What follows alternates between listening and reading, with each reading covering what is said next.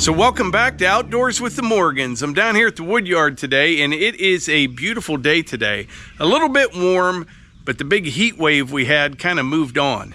So we have been using the new mini skid here around the wood yard, and so far I am loving it. So the other day I published the first video on that mini skid, kind of introducing it to the channel. I went over why I decided to buy a mini skid.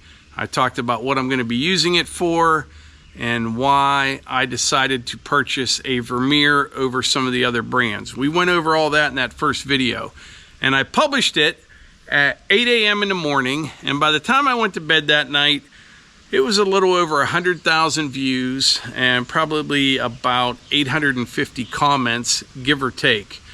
Out of all those comments, it looks as though it was about a 50-50 split. About half the people thought it was a really good move and it's going to be a great fit for what we do around here. The other half kind of thought it was a waste of money and I should have got something else.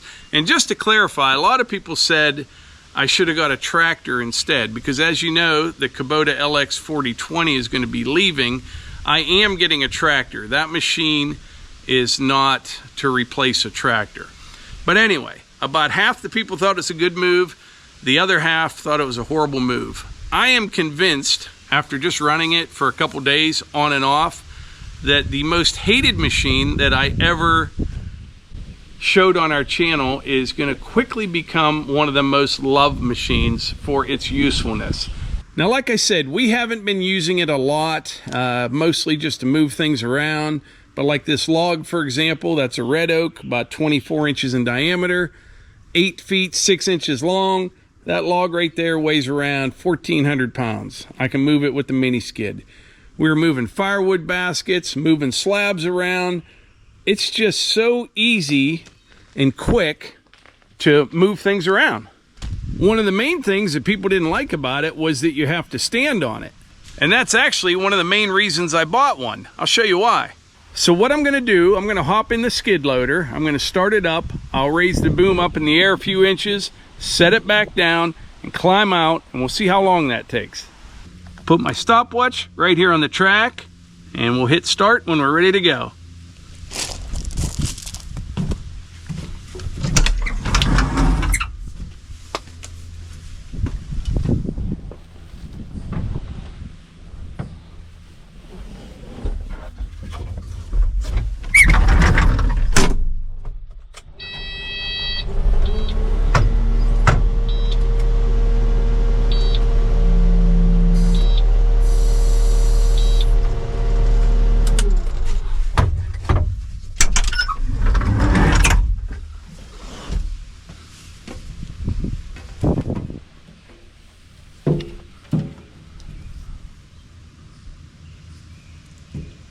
.46 seconds.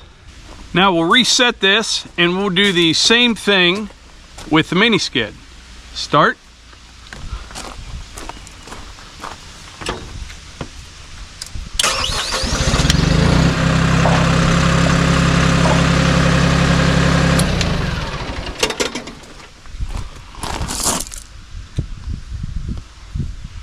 .67 seconds. So it took about 26 seconds longer to get in and out of the big skid loader as it did the mini skid. Now, a lot of people are saying it's only 26 seconds. That doesn't seem like a real long time. However, when you get in and out of one of these machines 30 or 40 times in a day, that is a huge difference. Big difference. Plus, keep in mind, I had the bucket on. Had I had the forks on here, it takes even longer because you kind of got to come in from the side. We got to take a little break. I think we have a delivery.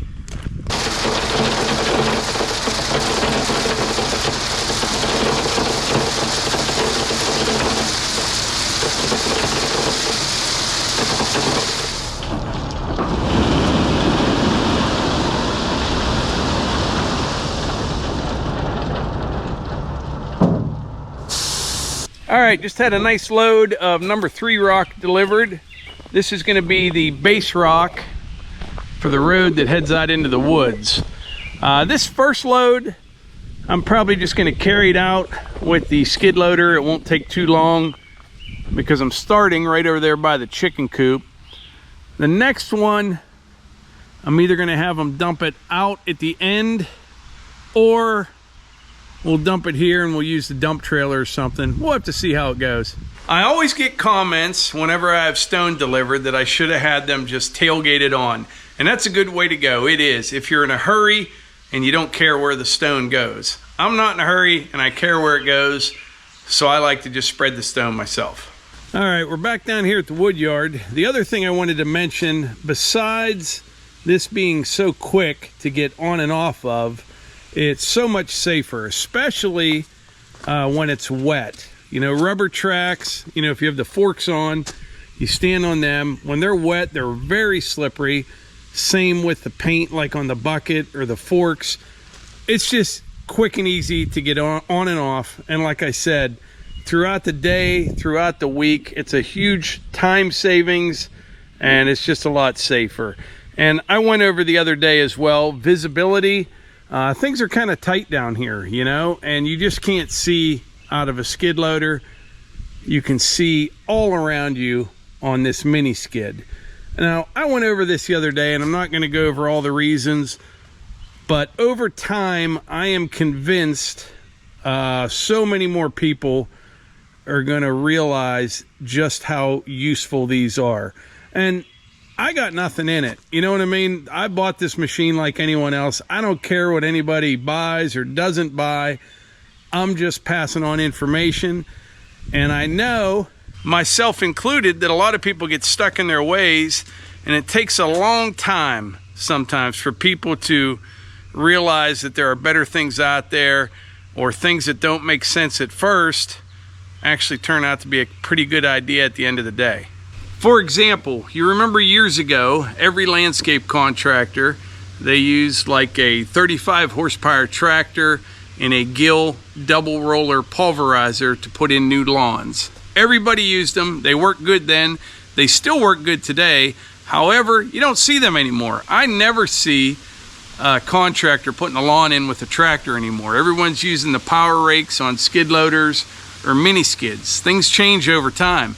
Remember, years ago, every contractor excavator, they used like a 580 case backhoe, and then slowly over time everyone started moving to the skid loader and a mini excavator. At first, guys were like, why would I buy two machines to do the job of one? Because the rubber tired backhoe, it's got a loader on the front, backhoe on the back.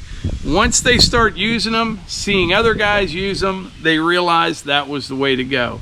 And I think the same thing is going to be said for these mini skids.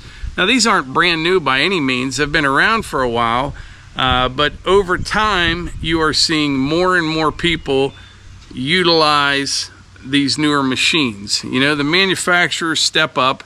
They see a need. They try to do things better, and it takes time, but if it works and it's a good machine, over time, people will start using them. It takes time. You know what I mean? People aren't going to switch things up overnight. I'm convinced in 6 months, a lot of the people that said that was a horrible investment are going to change their tune. I'm positive.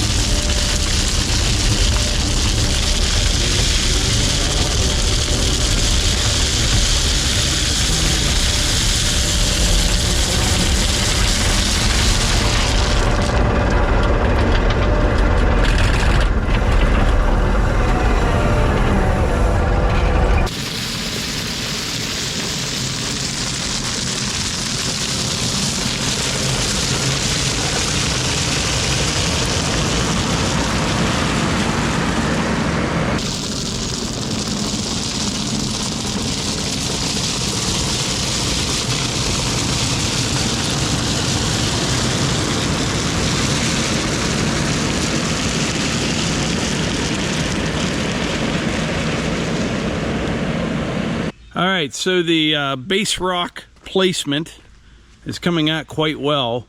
I'm a little over halfway through that load of stone. I think I'm only going to use 2 loads of base rock. I'm trying to stretch it just because this road is hard. I mean, it's really hard, and I don't need much base rock. I probably could have got away with just all 2A limestone, but I am putting some base rock down. Once this is all done, all the way out, I think I can get it in one more load. I'll have a roller and we'll roll it nice and tight, and then I'll bring in the 2A limestone after that. We'll put all it down, grade it up with the land plane, and roll it as well. Usually the way it works out, if you put 2 loads of base rock down, you're going to need 4 loads of 2A limestone to cover it. Maybe even 5. Definitely double the amount to cover the base though. But like I said, it's pretty thin. And by the time I roll it, yeah, maybe 4 loads of 2A. We'll just have to see. I know where to get it. Usually when I'm spreading rock like this with the skid loader, I keep my bucket up higher. And when you sprinkle it out, it just kind of all falls into place. But this road is so hard, I actually had to lower my bucket some because it's almost bouncing off and rolling away. But like I said, it's coming out good. I got very minimal in the ditch line, and once it's rolled, it'll be nice and smooth. I haven't even really back drug anything. I'm just putting it on with a loader bucket. I'm going to take a little break here in a minute, see what's going on here at the house. But before I do that, I want to talk about something kind of important. I've been getting a lot of comments lately about political ads on our channel. Well, I'll explain all that here in just a second. So over the last several months, there's been a big increase of political ads on YouTube. Obviously, you know, we're in a presidential election year. There's going to be more ads. Now, just so you know, I have no control over what political party advertises on our channel. That's all determined by who knows what, an algorithm, YouTube. I don't know how they do that. I have no control over which political party advertises on our channel. A guy told me today, actually 4 different people commented that Joe Biden, the Joe Biden campaign, was advertising on our channel. I have no control over that. I could, however, I could block all political ads from our channel, and I don't do that. And I'm going to explain why in just a minute, so hear me out.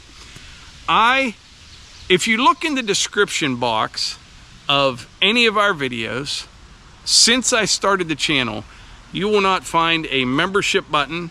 You won't find a Patreon account. You won't find a PayPal account. Our channel is free for everybody to watch. It's all the same, you know, for everybody. Doesn't cost you a nickel, just whatever your internet service is. I make my living from ads on YouTube. If I were to block all political ads, I would lose a lot of money, and that's how I make my living. I'm just being completely honest with you. When I started this channel, I always saw, you know, like I say, a Patreon account or a membership. Unless you're really offering something more, I don't see the point of it, and I don't ever ask anyone for money for anything. I have found I can run my channel and make a living from what I make from Google, you know, like AdSense, and I do a couple sponsored videos a month. We turn down 99% of them. I do 2, 3, maybe even 4.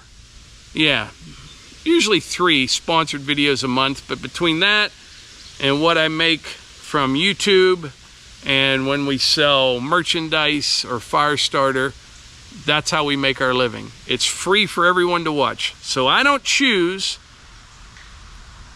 not choose political ads because that's how I make a living. If a Joe Biden ad upsets you, just keep in mind, here's the best thing you can do. Just turn the volume down, watch the entire video, or just let it play, the whole ad, okay? Hear me out here. And then when I start talking again, turn the volume up and think to yourself, I'm gonna take that money I just made from that ad And when enough of them add up, I'm going to stop at Bass Pro and buy more precious metals with the money I made from that ad. I hope that makes you feel better. So the best thing you can do, if you don't like a political campaign that's advertising, watch the entire video, because you're just costing them money, and that money's being put to good use. It is. So that's the story on all that. I could stop all political ads, but I would be shooting myself in the foot. And I'm just being honest with you. I know some people aren't going to want to hear it, but I am completely 100% honest with everything that I do here. You know, if I get a piece of equipment, if it's on loan or a partnership, I tell you about it. If I buy it, I tell you about it. And I'm actually a free agent now. Well, the Kubota equipment is still here. It'll be leaving soon, but I'm liking it so far. I am. You know, I bought that mini skid the other day. So far, it's been great. I've had nothing but good things to say about it, except for I don't like how the one sticker ramps up. I need to fix that. But yeah, open and honest, that's what it's all about. And it's free for everyone to watch. And if you don't like Joe Biden, like I said, watch the entire ad and know that the money I make from that ad will go to some good stuff. You know what I'm saying? So I think that's about all I have to say about that. I'm going to go in the house, get some lunch right now. We're going to come back out and we will finish up spreading that stone.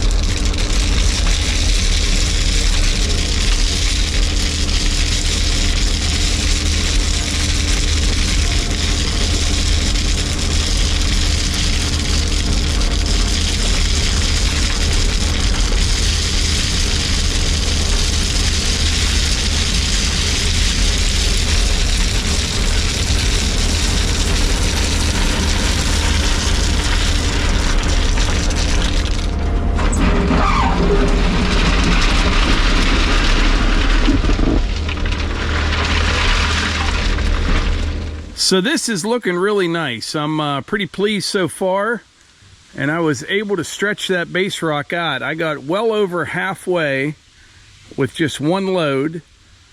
Once I get the rest of the base rock in, I'll roll all this. I got a roller coming, and then we'll put the 2A limestone on top, And this will make a really, really nice road. A lot of people are saying I should use geotextile underneath of this. I'm all for that when you need it. In this case right here, I don't need it at all. This is solid. I got into a nice cut up there. I had some real good shale.